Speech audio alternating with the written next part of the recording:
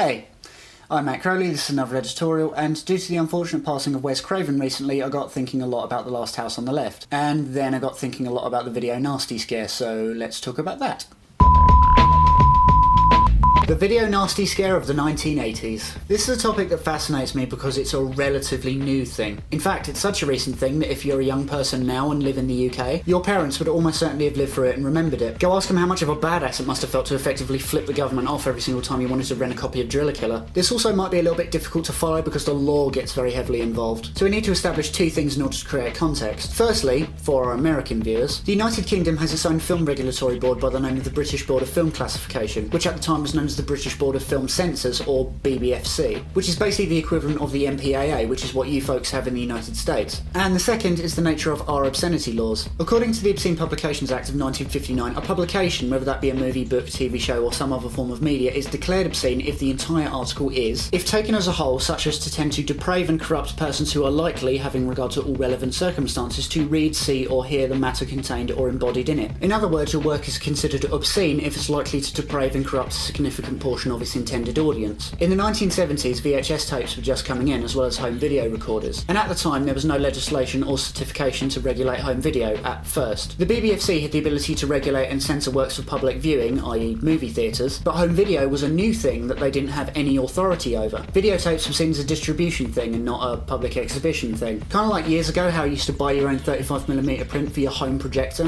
which basically meant that at the beginning of the VHS boom, anyone, and I mean literally anyone, could get a copy of The Last House on the Left or of Cannibal Holocaust for home viewing. Or even if some of these movies had been banned or even cut down by the BBFC to get into theatres, the VHS version would have the full uncut version for you to get a hold of. Sure enough, by 1982 the media eventually figured this out, and suddenly headlines were practically hitting daily about how your formerly friendly neighbourhood video store is actually now the most evil thing in the world. Especially the Daily Mail, who decided to go with this now infamous headline. This was then swiftly followed by reports of children who had seen plenty of the now dubbed video nasties, and then a huge moral panic spread across the media worrying about our children being depraved and corrupted by the offending material. The media frenzy, coupled with the increasing vocal prominence of the National Viewers and Listeners Association, aka the world's biggest collection of almighty whinging arseholes fronted by Mary Whitehouse, led to Conservative MP Graham Bright introducing a private members bill which later became the Video Recordings Act of 1984, which came into effect on September 1st, 1985. The Act basically stated that in order for someone to sell a video recording for public consumption legally, it had to come with a classification from a regulatory body that was to be designated by the Home Office. That regulatory body was decided to be the BBFC, who changed their name to the British Board of Film Classification the same year the Act went into effect. So in other words, if the BBFC outright refuses to classify your movie, it's effectively banned. This was the case with The Human Centipede a few years ago, except it was then passed on an 18 certificate when Tom Six and his producers agreed to cut the movie down. Oh, and the BBFC were also charging production companies to certify their movies because they're not technically a branch of the government, despite this process being mandatory.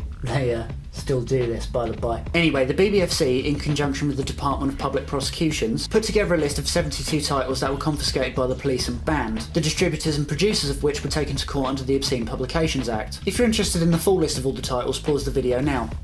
All of which were contested in court as to whether or not they were obscene as defined by the law. 39 of the films were successfully prosecuted, with some having subsequently been cut and approved for release by the BBFC. The 33 that remained were either not prosecuted or were unsuccessful, and as of this video, 10 movies are still banned by the government, either because they haven't been resubmitted to the BBFC or because they were rejected classification. There's one absolutely brilliant anecdote from film critic Derek Malcolm about a time he was invited to the court to defend a movie called Nightmares and a Damaged Brain, and the juror basically asked him what the movie was like, and Derek said, well, on a technical level, it's actually rather well executed. To which the juror famously said, yeah, well, so was the Nazi invasion of Poland.